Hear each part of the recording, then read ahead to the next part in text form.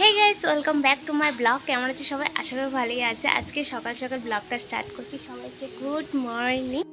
তো আজকে অনেক কিছু তোমার সাথে শেয়ার করার আছে। কেন আমি 1 মাস পুরো তোমাদের সাথে ব্লগ শেয়ার করছি না, কিছু শেয়ার করছি না, লাইভে আসছি না, ভিডিও দিচ্ছি না, কী কী কারণ ছিল, কোন কোন কারণে, মানে তোমাদের সাথে আজকে সব শেয়ার করবো। জাস্ট ব্লগটা দেখতে থাকো, কাজ করতে করতে সব শেয়ার করছি।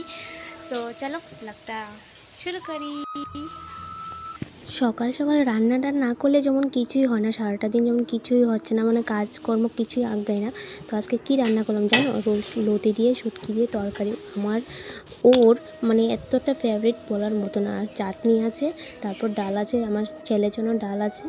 আর কি বলবো, মানে একটা কথা শুনতে শুনতে মাথা খারাপ হয়ে যাচ্ছে। তোমাদের দাদার কথা, ওকে বলে আমি লতি তরকারি খাই না। ওই দিন আগে খাইয়েছি রান্না করে, তারপর বলছে খাওয়াইনি। যাই হোক, রান্নাবান্না শেষ করে সব কিছু কমপ্লিট করে চলে গেলাম আগের ঘরটা পরিষ্কার করে নিয়েছি।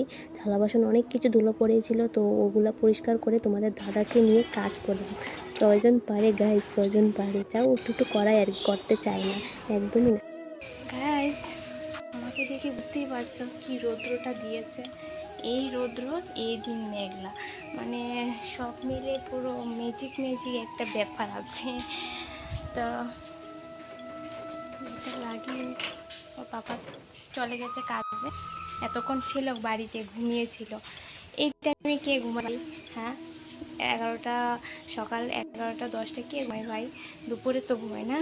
যাই হোক, ঘুমিয়েছে, ভালো করেছে, ঘুমিয়ে টুমিয়ে কাজে চলে গেছে। তো আবার আসবে, এসে পড়বে 2টোর দিকে।